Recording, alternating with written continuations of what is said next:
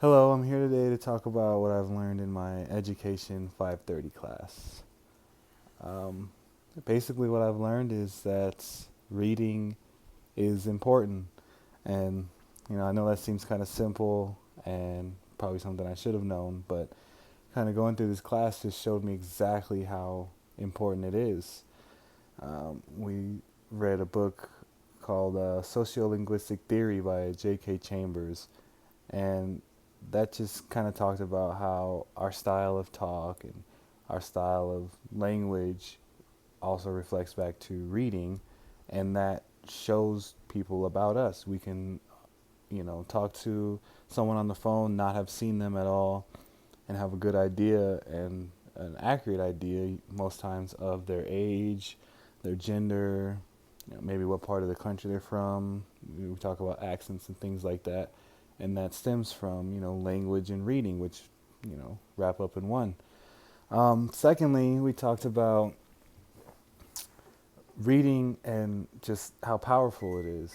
We associate reading, like I said, with language and being literate. It means being able to read is a little bit deeper than that because there are certain levels of literacy. A college professor and a 5-year-old student probably don't read at the same level. Will we say they're both literate if they can't, if the student can't understand what the professor's saying or has written in a book, does that make them illiterate?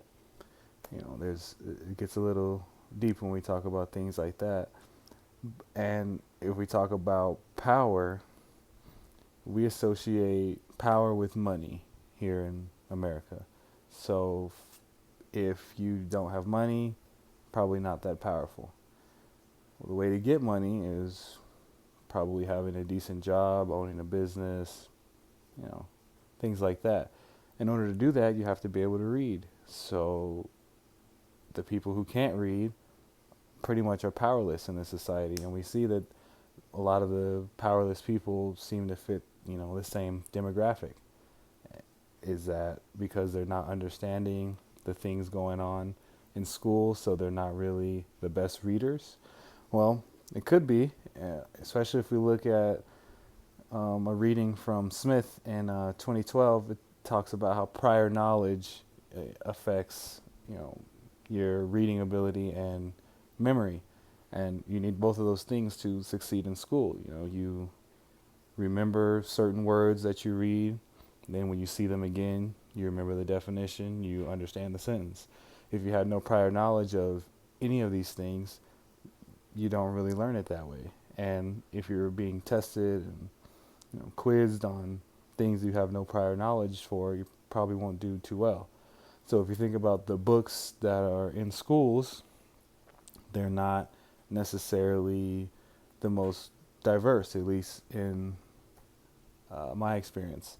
So the students who cannot necessarily relate back to their lives or have no prior knowledge of any of the situations or instances or anything about the book or the culture or anything about the book that they're reading, they probably won't comprehend it as well as if someone who did have prior knowledge would.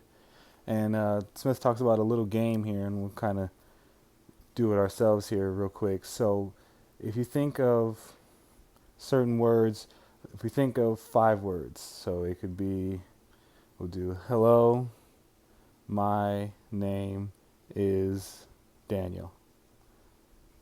If we take those words, I ask you, hey, can you repeat those words back to me in order? Probably can do it pretty quick.